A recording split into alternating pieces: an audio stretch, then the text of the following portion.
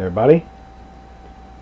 This will be upgrading two machines to the Ryzen 3 2200G platform. These are more upgrades for the same client who has had similar machines upgraded this year. And in addition to these two machines, we're going to be doing some simple upgrades to those two machines. Those two machines there have the AMD A series APU in them. Those were upgraded about 3 years ago, and we're just doing a RAM upgrade on those. And I'm going to be doing some software related stuff. I'm not going to show that in the video. So anyways, we're going to start out with these two machines here. I think I'm going to start out with the E machine system. I've already went ahead and gutted these machines of their older stuff, so well we could just go ahead and build them up with the new stuff in the video. The E machine system will be needing a replacement power supply. The one I was in, it had some failed capacitors, so I've already pulled it out.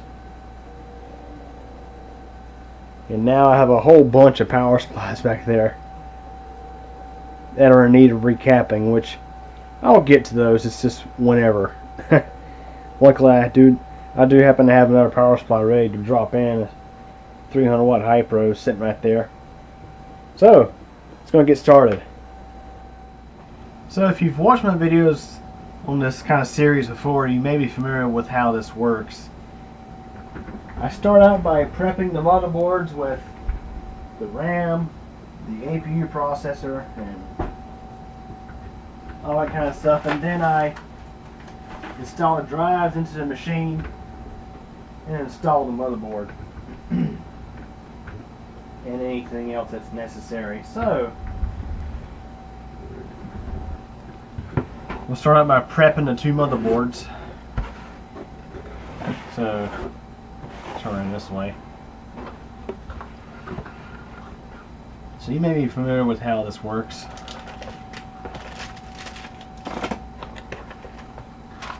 I've unboxed so many of these boards I can unbox them in my sleep.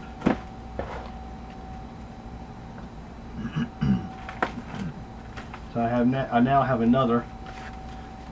yet another driver CD, another manual, and here's the board.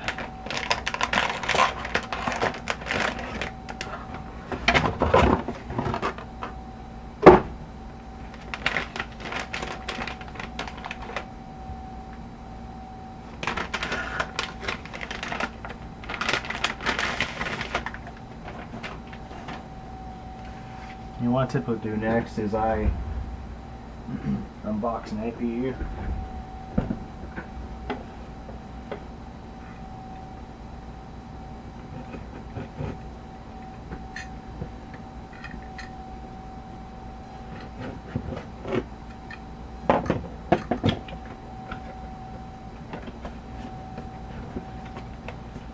So you get a boxed cooler with this one. And let's see if we got both stickers with this one. In the past I've had two of these that were missing the Radeon Vega graphics sticker.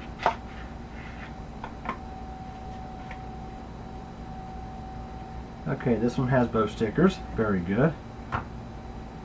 So we'll go ahead and install the APU.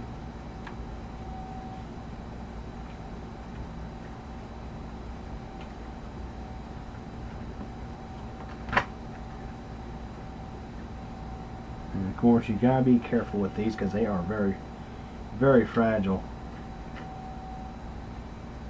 Lots of little bitty pins that can get bent or break.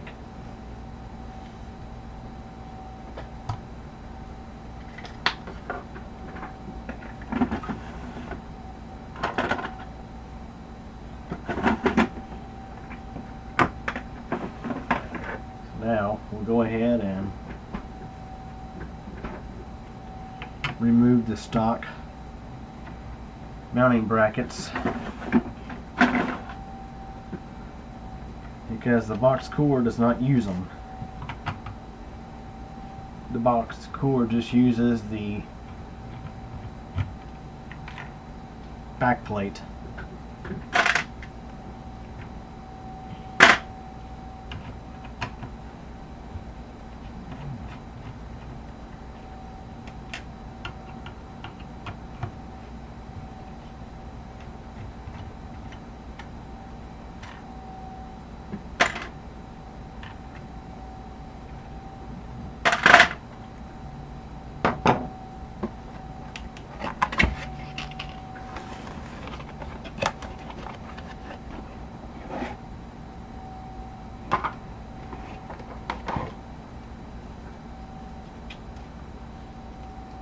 And I always install these coolers with the AMD logo facing toward the back of the machine.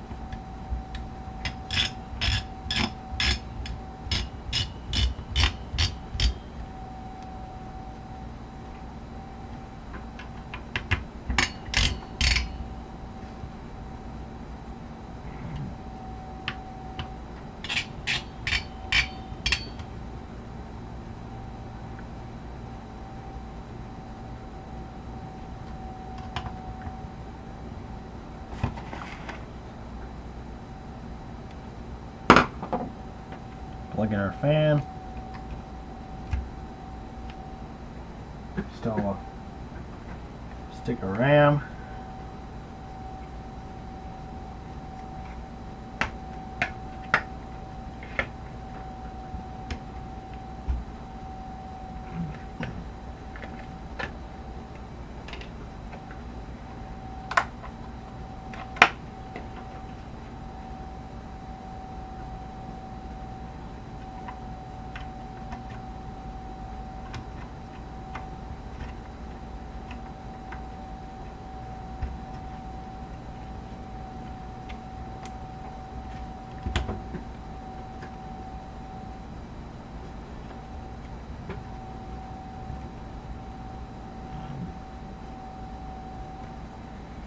And as I mentioned in previous videos, I'm not the biggest fan of the DDR4 memory slots. I always prefer to have a latch on both sides. No latch just on one side.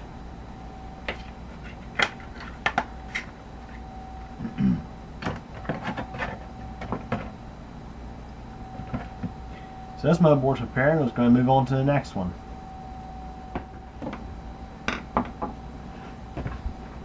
Okay, now for the second one. Pretty much same deal.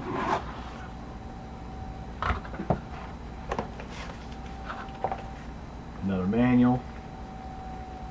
Yet another driver CD.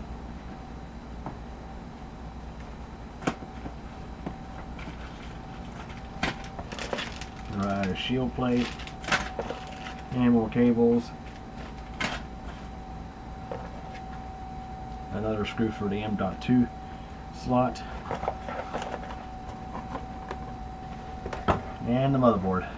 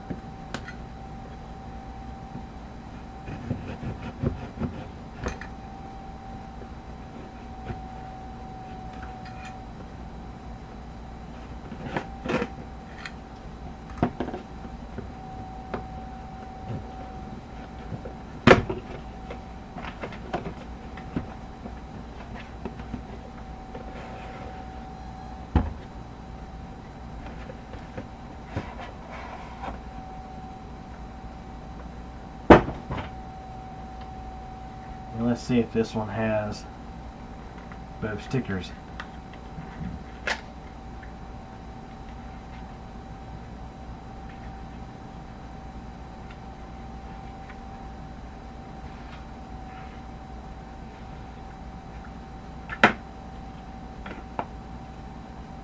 And it does. So no missing stickers today.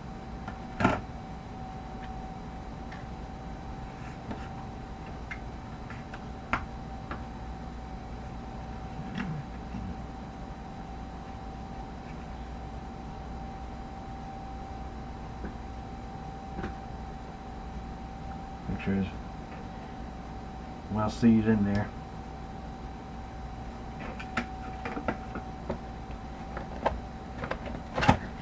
I don't think I showed it in on the previous one, but these do have thermal compound pre-applied, as you might be able to see right there. There's thermal compound.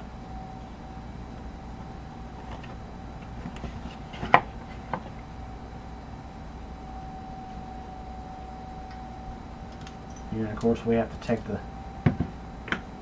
stock brackets out of the way.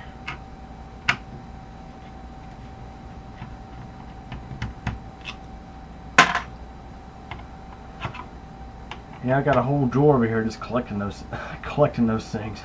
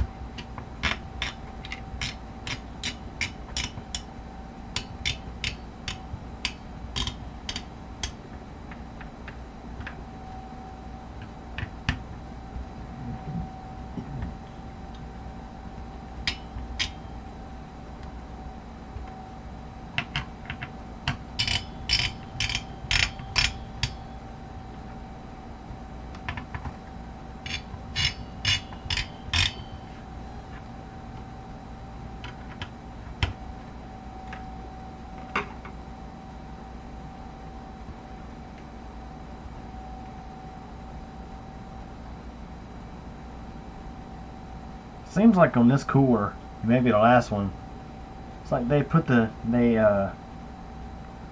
designed the fan a little different. There's an awful lot more cord left over on this one versus the ones I remember from the past. At least I think anyway. I can't remember for certain, but that's what it seems like. Install the RAM in this one.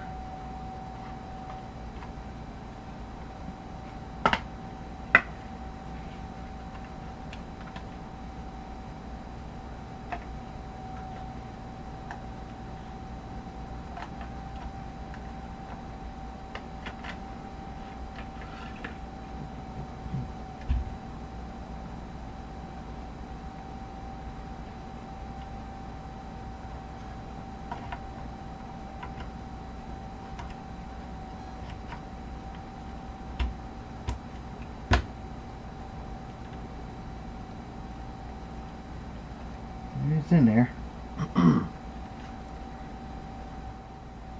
Okay, this motherboard here is ready to go. So now I'm going to start prepping the machines and installing the motherboards in them.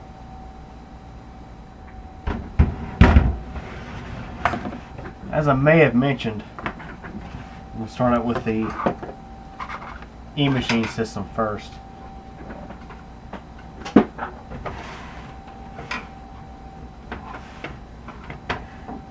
I'm going to start out by installing the hard drive, which I have the cage for it over here.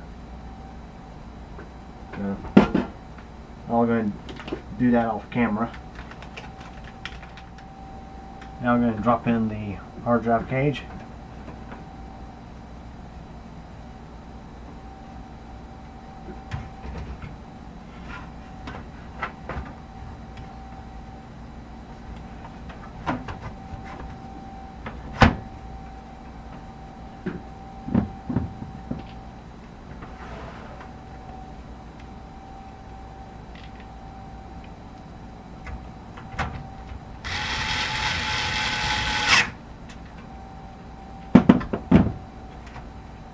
Now I'm going to install the optical drive. On this machine you have to pop out the front bezel to install the drive.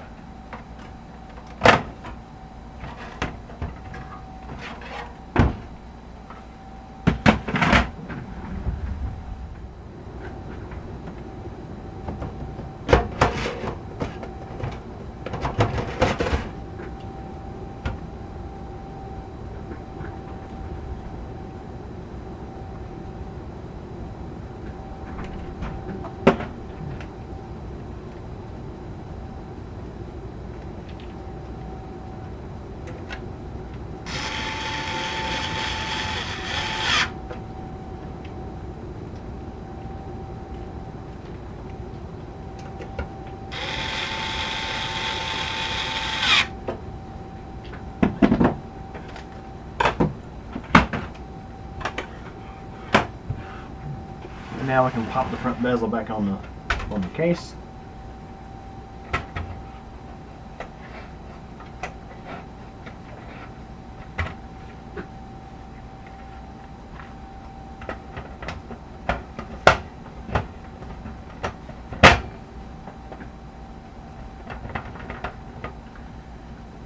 Okay, now we're going to install a power supply. This unit here.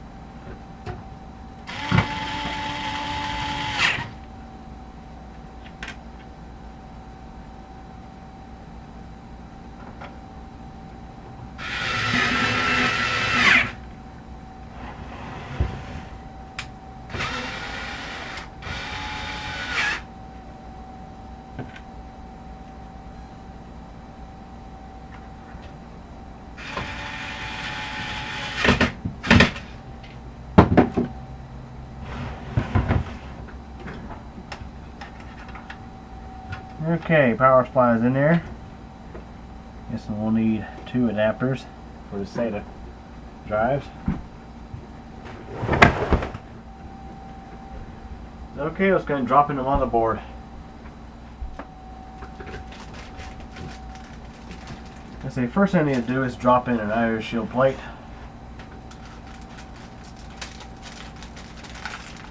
This is always the toughest part of building a computer sometimes, because it's so easy to get yourself caught on these things.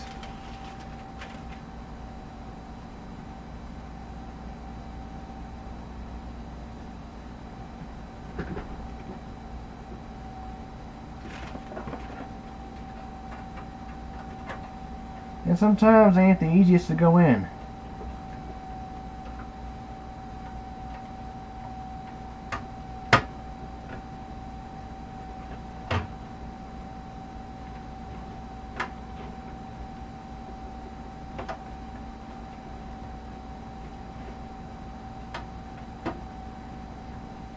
Although this in here wasn't too bad. Okay, now we can drop the motherboard in. Actually, first we're going to have to pop out this thing here because unfortunately this is one of those ones that you just can't move into a different spot.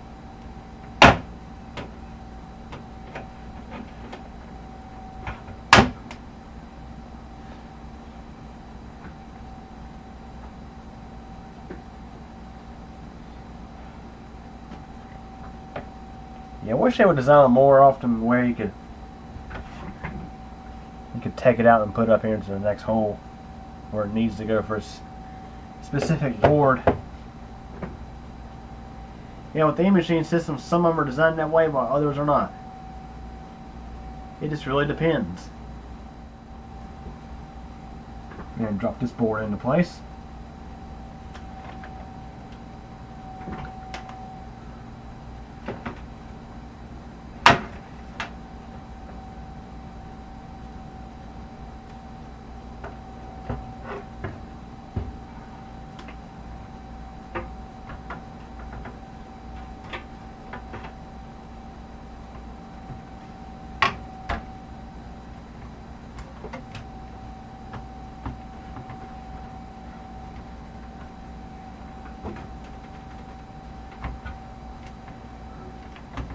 Apparently the shield is not quite lined up in the bottom. Yeah, these things can be a real pain sometimes. If they don't line up just right.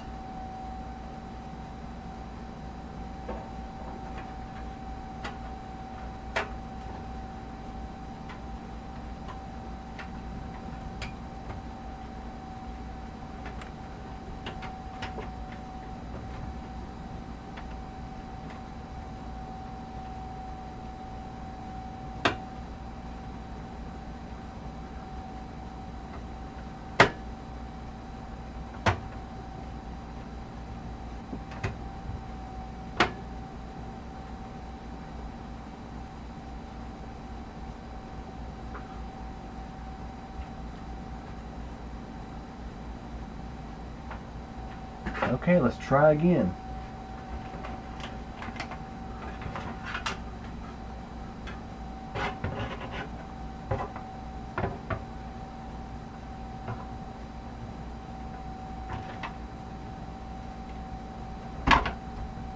Much better that time.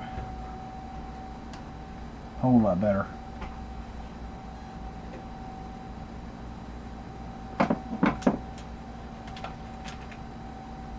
Now we can bolt the thing in place.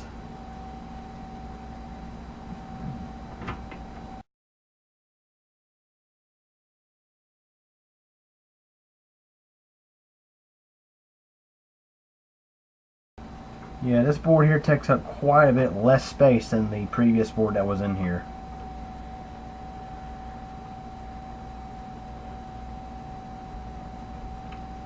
Yeah, the one that was in here was a fat micro HX. It went all the way out to here, so yeah. This one's considerably smaller. And unfortunately I can't put a screw in this bottom hole because I couldn't relocate the standoff. It's one of them cases. So now we'll go ahead and start plugging stuff in.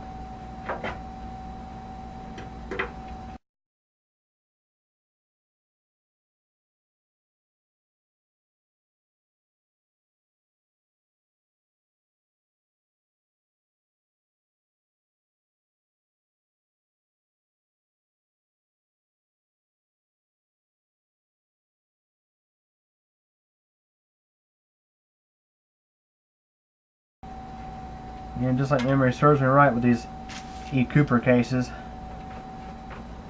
and a lot of cases when I go to mount this specific motherboard. Yeah, this specific motherboard.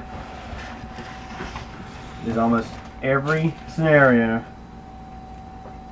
the front panel headers are just barely long enough for reach. I think that's a poor design of AceRock by putting the front panel header way up here instead of over here. Yeah, they've stuck it right there when it should be over here.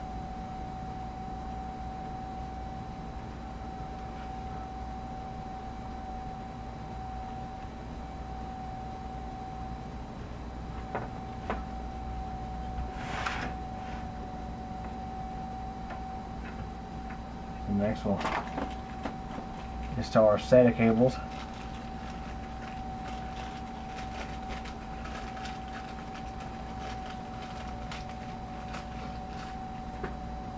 Yeah, this chassis will also need a fan. It didn't have a fan to begin with. I'm going to go ahead and install one.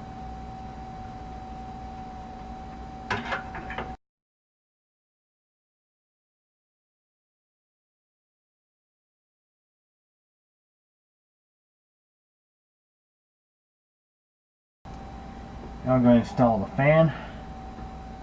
In order to do that, I got to get this screen out of the way. Okay, so I was going to install the fan.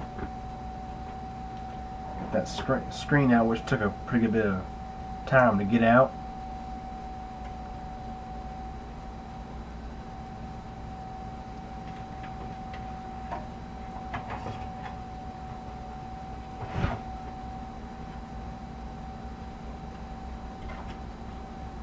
I think I always make those things as difficult as possible to get out.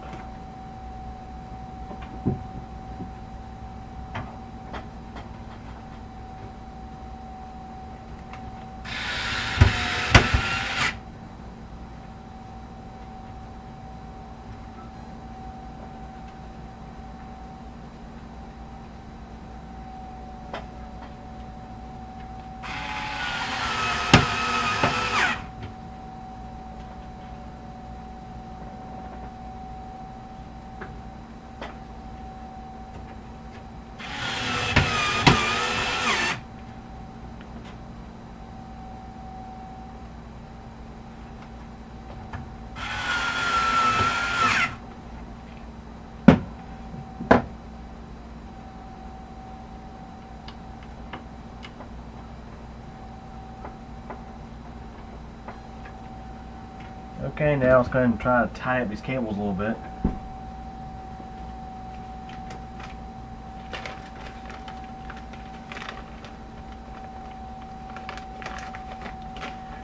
Which I'm going to have to be a little bit conservative about because I'm kind of low on zip ties.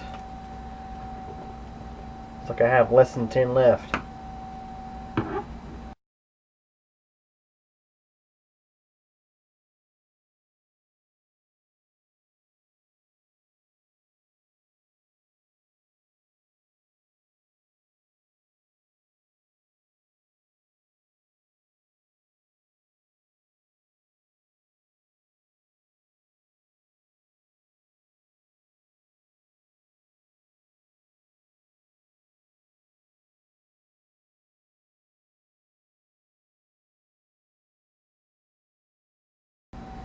Okay, looks like this machine here is ready to go, so we're going to install its side panel and move on to the second one.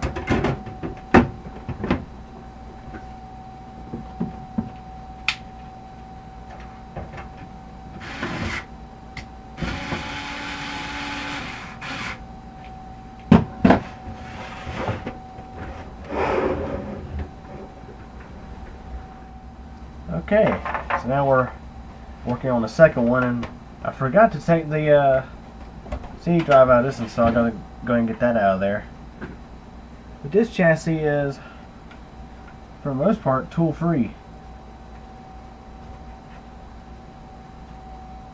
Just gotta figure out how to get these out.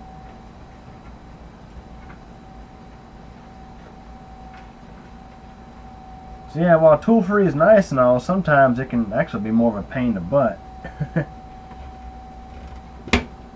Okay, so it's supposed to pop out. Okay, like that. Because of some tool-free drive systems, it's like, okay, well, how does this tool-free design work? Whereas you typically know how to install a screw or remove a screw using a screwdriver. So, having a tool-free case can be either positive or negative, depending on how you look at it. So it could go either way. So now we're going to install the optical drive.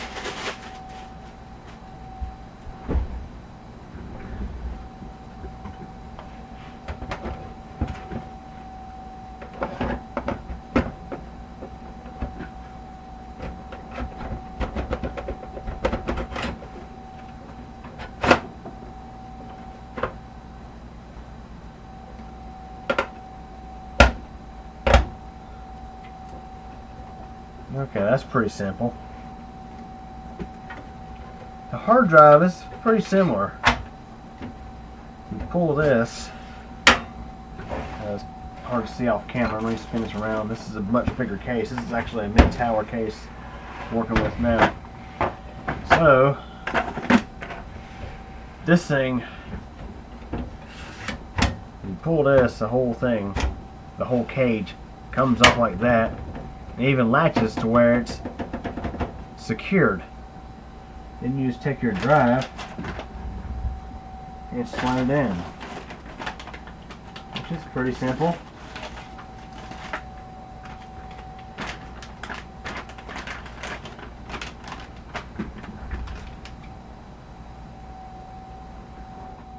So with these drives, looks like this time we didn't have any issues with power connectors getting damaged. So the drive, those are pulled out. You pull those out to unlock. You slide the drive into place.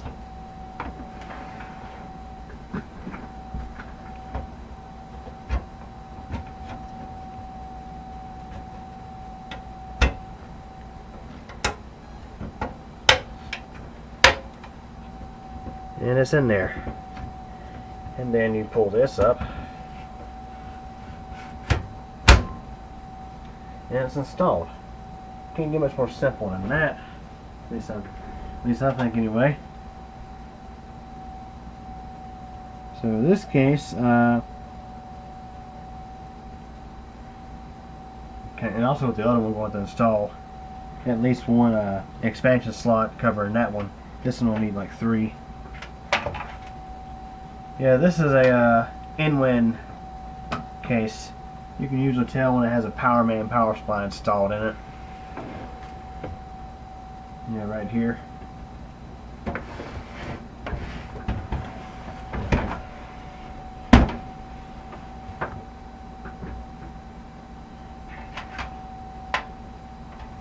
Which one of the Powerman units are pretty decent units.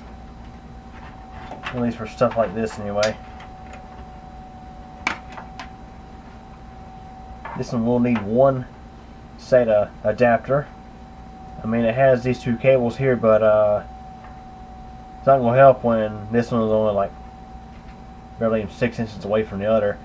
Yeah, this power supply apparently was designed back when SATA CD drives were still not really the thing at the time. Mostly it was still just hard drives using the SATA bus. Okay, so let's go grab a motherboard and get it installed. So actually, let's go ahead and install the shield and get that out of the way before I grab the motherboard.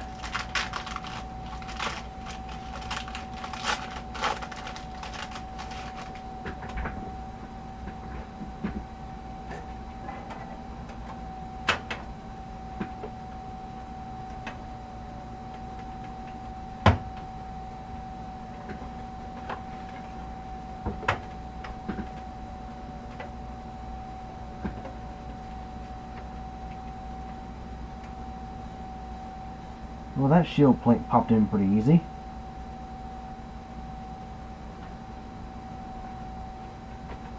Looks like it's in there. Alright, okay, let's go and grab motherboard.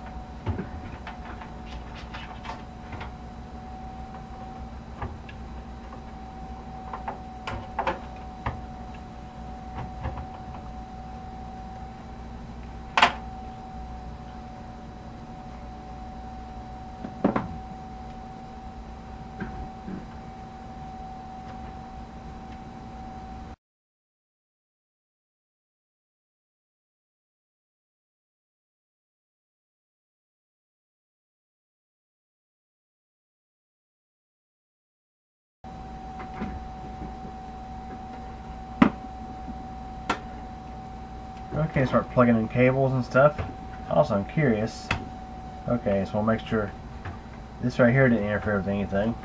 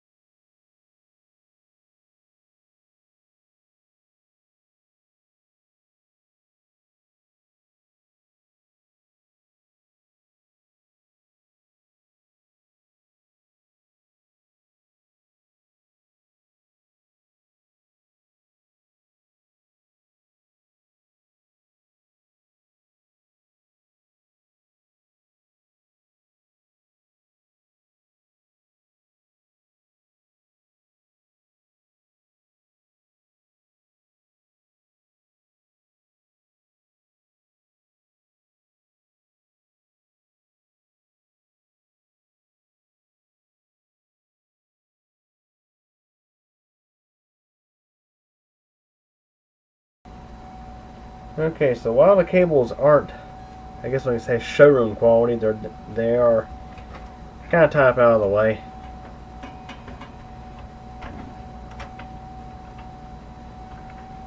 So it looks like everything's in there.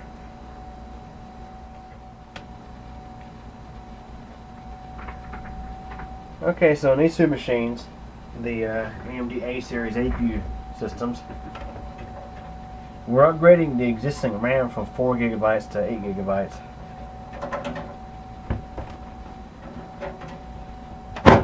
And the machines are also getting reimaged with the current software build that they use, based off Windows 10 Pro. So,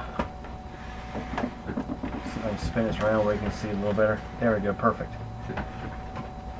All I gotta do here is just pull out the old modules and put in the new modules.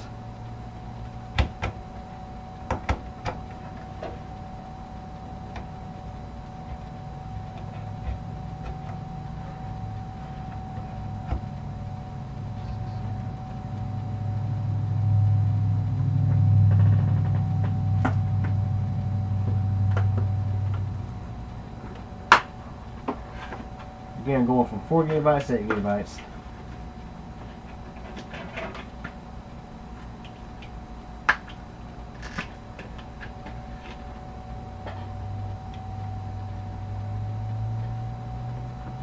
And I like these style modules better. The not the modules, but the slots, because they have notches on both sides.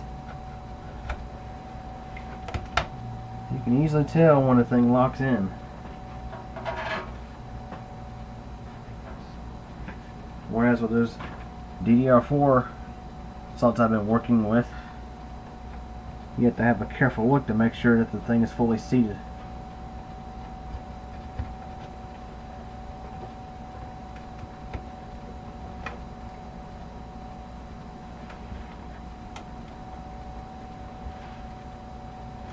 Okay, so there's that one. Pop the side panel back on and move on to the other one.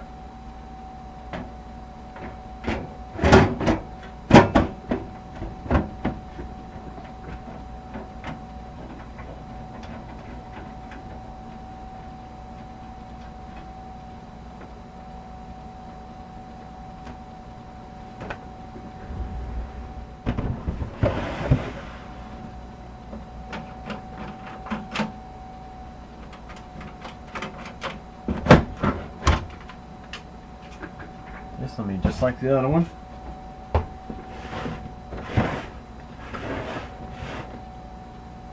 Yeah, it's kind of hard to get a good view in this one, I think, because of the way the cables are routed.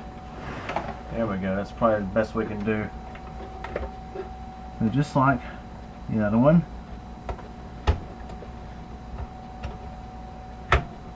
Pop out the old and put in the new.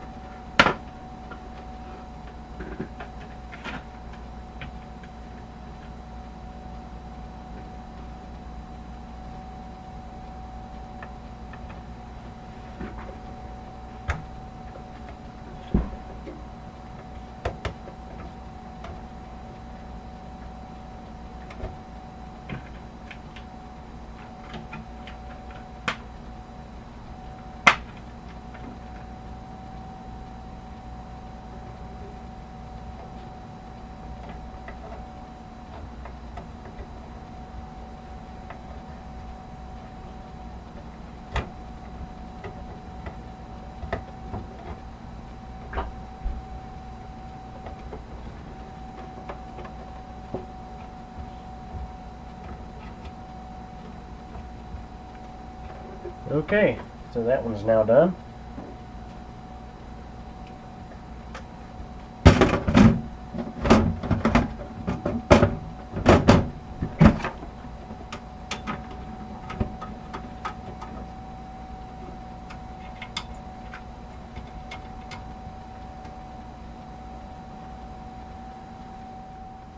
Next we'll be testing these machines out.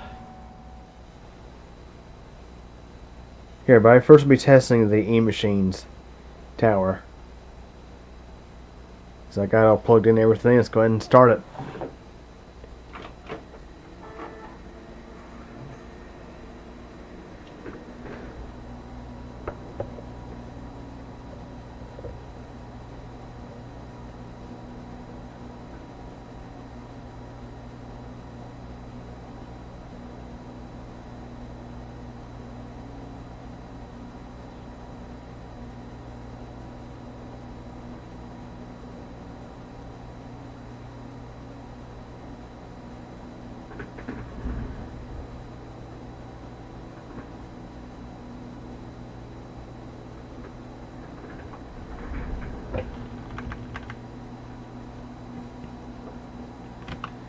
These things usually do take a little bit to start up the first time. Every one I've had has done that. And it's always the first start that it takes a little while. Has to get everything initialized and such.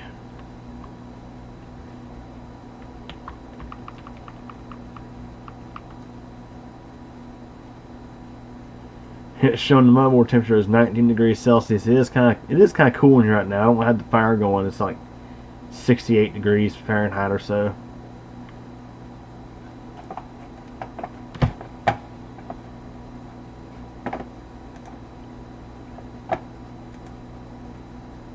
Here it is seeing both the hard drive and the optical drive, so that's good. That looks good.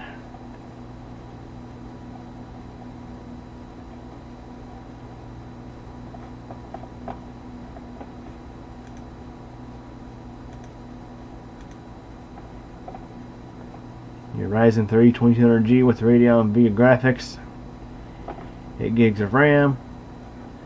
So it looks like this one here is good to go. The fan I installed isn't terribly loud.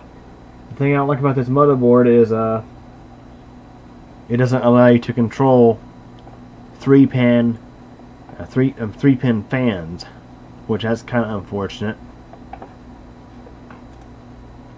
So, for example, your heart monitor,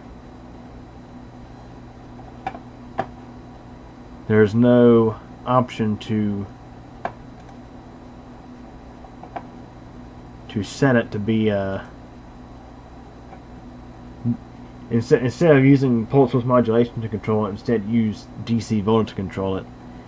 The Ace Rock board in the Mid-Tower Lux does offer this functionality on at least 2 of its fan ports, but these boards do not offer it at all.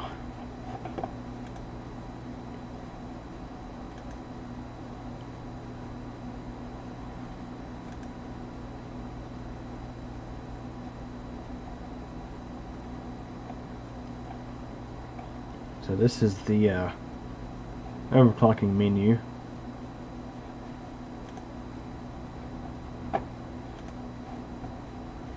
Which does not really offer a whole lot for your CPU. So anyways, this one here is ready to go, so we're going to move on to the second one. Don't think I made any changes, but sure, I'll go ahead and save it. Let it restart.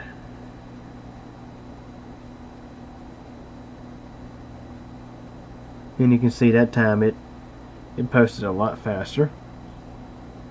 There's no operating system, so that's why we have to image these things. So, move on to the second one. Okay, so here's the second machine.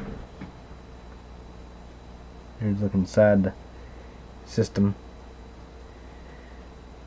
Yeah, this one here is going to be a bit louder. The rear exhaust fan is quite noisy, and that's the way it was when I got it, so I'm just going to leave it like it is.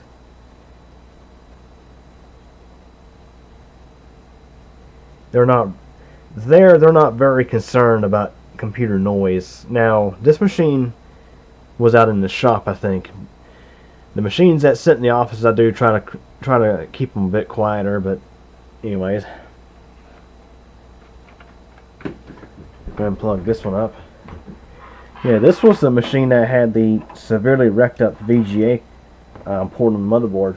Apparently the cable was threaded in and they moved the machine, or something happened to where the cord got pulled really hard and it completely snapped the VGA connector on the board. It still works though, and it can be repaired with some super glue and stuff like that, but it's like, wow.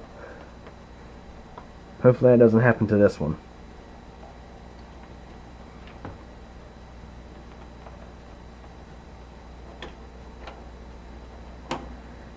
Yeah, nothing like hooking stuff up one-handed.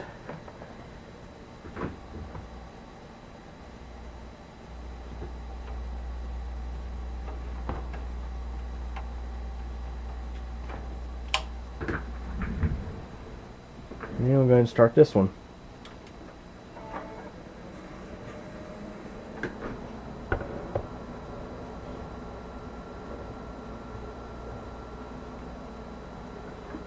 You can definitely hear the rear exhaust fan on this one.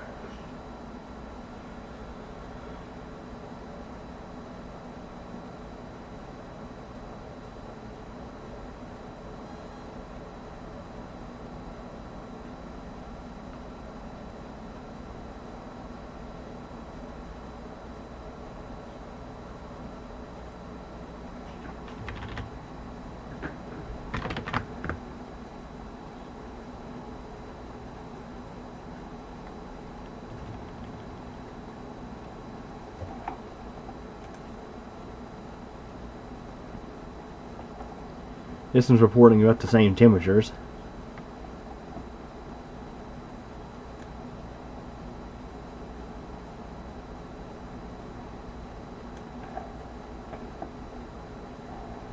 And 19 degrees C for the motherboard temperature. Yeah, it is pretty cool in here. We're going to be lighting the wood stove here soon. That's what you don't hear running right now, is a fan on the wood stove.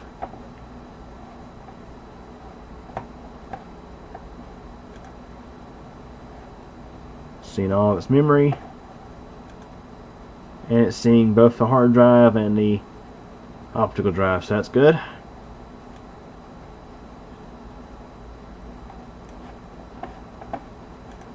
So I think this one's good to go as well.